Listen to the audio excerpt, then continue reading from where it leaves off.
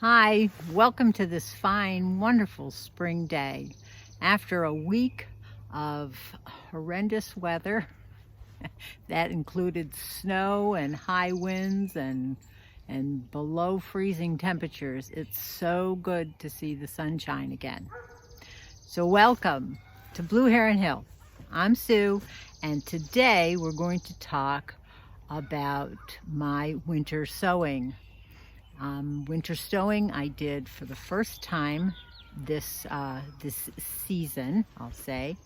I planted a lot of variety of cold crops for my area, and I just wanted to see if this was a method that would work out for me. And I kind of want to go through what I did and how I feel that it turned out and whether I'm going to do this again. So let's go. Here's my collection of winter sowing jugs. I have everything from kohlrabi, cauliflower, lettuce, onions, broccoli, Chinese cabbage, spinach, Swiss chard, and cilantro. Also, I have a few flowers. They didn't do so well. I had some marigolds. Alyssum did fine. Calendula, I have a few of those. Anyway, this grouping of 5 over here are gonna stay there for a bit longer and see if we get any better germination. And also so I am going to plant these today. No hardening off is necessary. They have been out here and they've been experiencing the highs and the lows. So I'm going to unwrap these jugs and we can see what we have inside.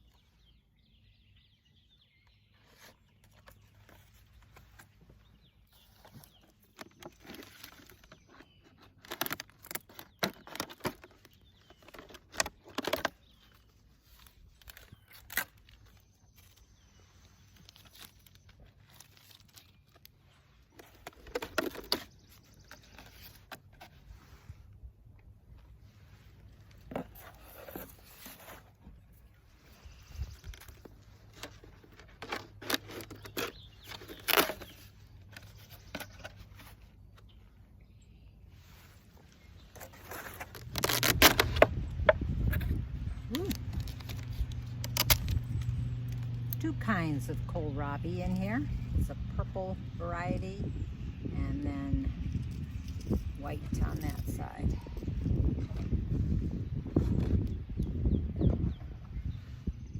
All right, here's the unveiling. We have spinach, BUTTERCRUNCH lettuce. I think this is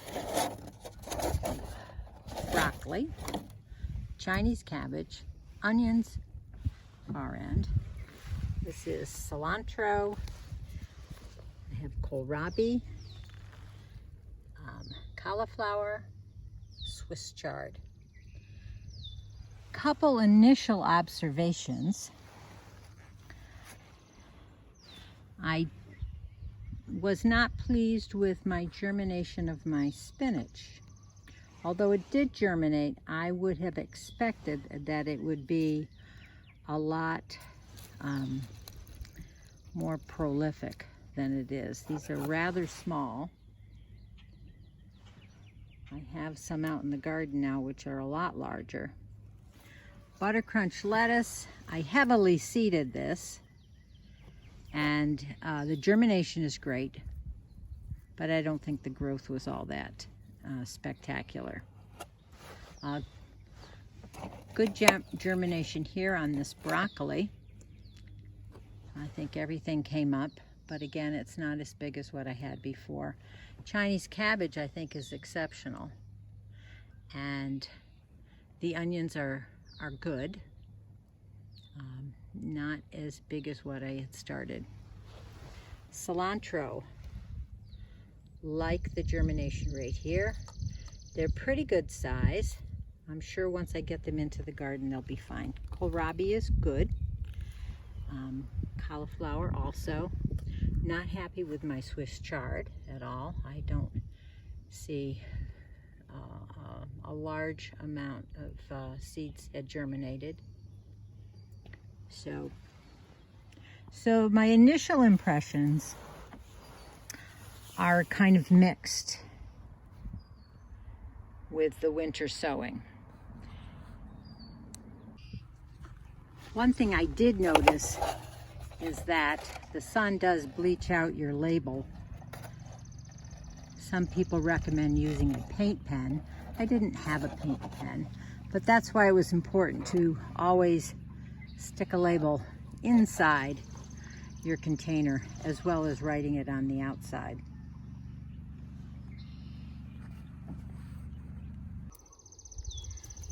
Here is my broccoli, or my brassica bed. I keep insect netting over it. These are some of my starts that I started indoors. And the winter sowing starts are not too much different than these outside. A little bit behind, but I'm sure that they'll catch up very nicely. I'm having a good feeling about winter sowing with brassicas and the cooler weather crops, the cold crops. So we'll see how the season progresses. I don't seem to think that they're going to have a problem catching up. So this might be a good method to use for my cool weather crops. Let's go digging now. All right, here's my brassica bed. This is kale here. I actually have two beds, one behind me, and then this one. This is where I am going to plant this broccoli. Now, I think I'm just gonna dump this out. There's the root structure. Not totally matted down. I wouldn't say it's root bound in any stretch of the imagination. And I'll try and break these apart as best as I can without too much trauma to these broccolis. Okay. All right, that came out fairly well. I'll be planting these, in the neighborhood of 12 inches apart, I think. Now here are two that germinated very close together. I'm going to see if I can't tease them apart just a wee bit.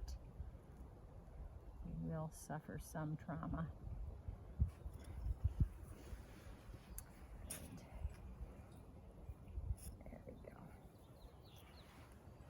And across the bed we go.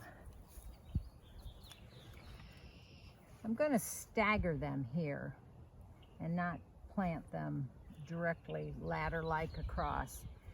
If I stagger them, I'll get a wee bit more room between my plants. So I can do a little denser planting plan. There we go. Oh, it looks like I have two in this one also.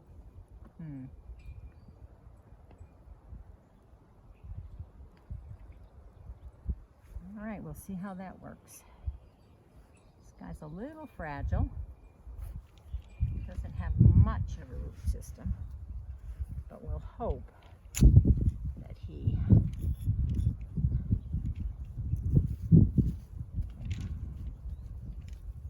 sprout up. Very good. Okay. Now, as with all of my brassicas, I do cover them with a netting, and this is to keep the cabbage moths from laying their eggs. The moths actually don't eat the plant. They lay eggs on the plant, and then those eggs hatch into larvae, which do eat the leaves on the plant. Okay, there we go. I'm going to give these guys a well-deserved drink of fertilized water, little fish emulsion. I think they could use it.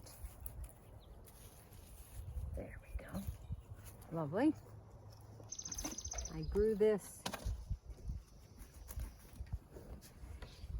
in my bed behind me also, from starts, from indoors. Woo! Look at that root system. That did very well. First time I've grown Chinese cabbage. I've eaten it my entire life, but never put it in my garden. So this can stand to be planted a little closer together than 12 inches because it heads up.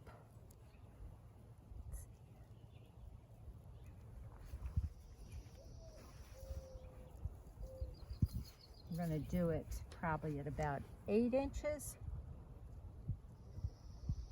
These are nicely spaced. They don't seem to be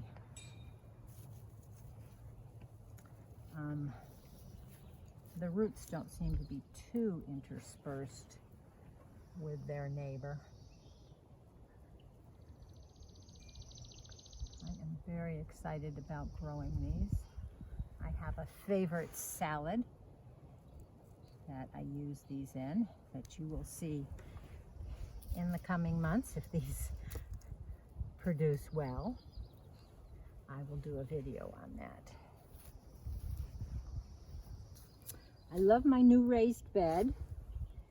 It's about 18 inches off the ground, so it's a very comfortable height, and I can sit on the side and reach into the beds. I did a video on the construction of this particular bed, and I will link it in the video, in the description, right here, and probably at the end, and maybe even in the description box.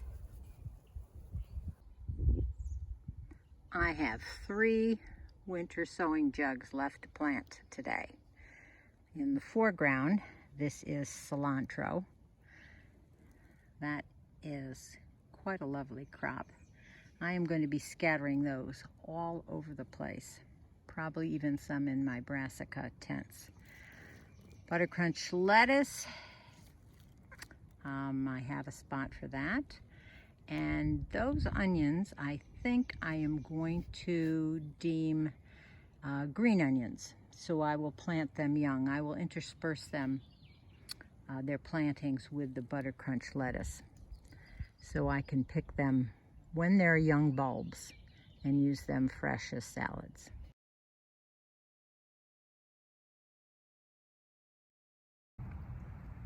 This is my Swiss chard. It was a rainbow mix. I didn't have very good germination rates here. I have started some more indoors, and I'll probably throw a few seeds outdoors also. I am not a big Swiss chard fan, although I do eat it. So I'm not really intent on growing a large crop of them. But what I do like to do is I love this rainbow mix, and I like to interplant it in my flower garden. Those red stalks and orange stalks and white and green stalks make such lovely pops of color within my flower beds. So that's the reason, the main reason I plant Swiss chard in my garden.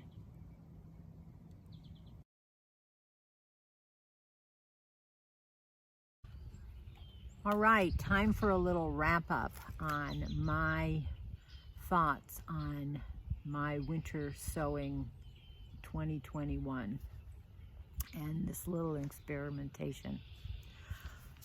If you don't have the space or the setup inside to start seedlings early, I think this is such a beneficial method of which to do that, because the plants start on their own at their own time, and when they do, you know that they're ready and that they can handle it.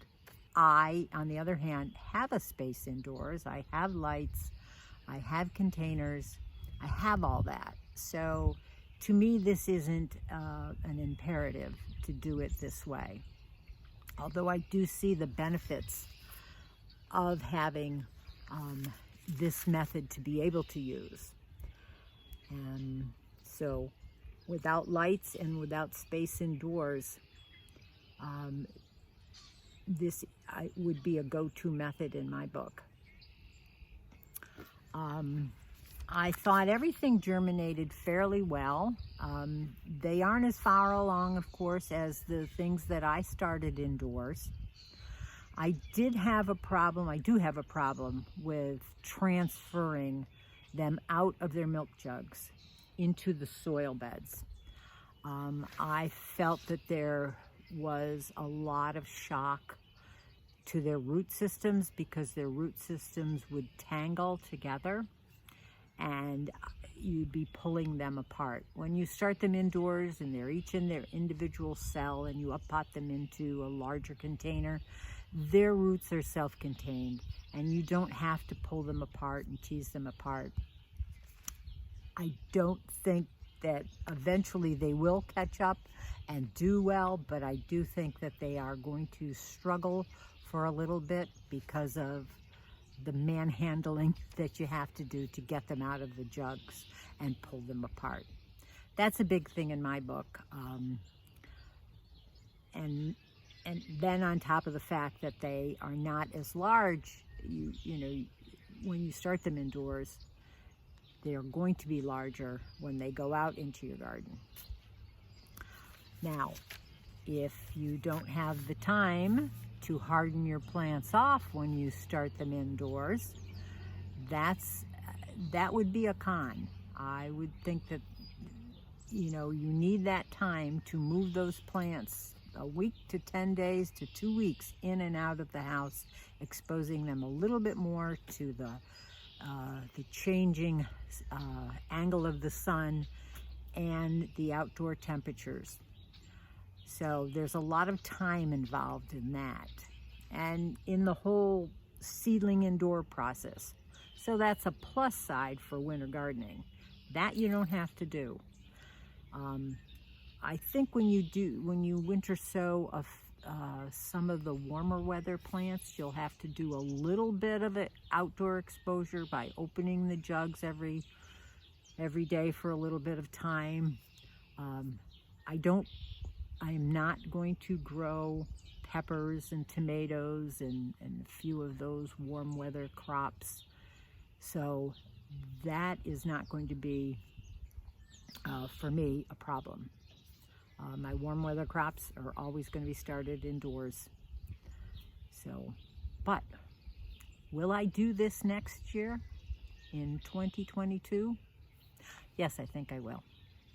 I think I will do my brassicas, most definitely.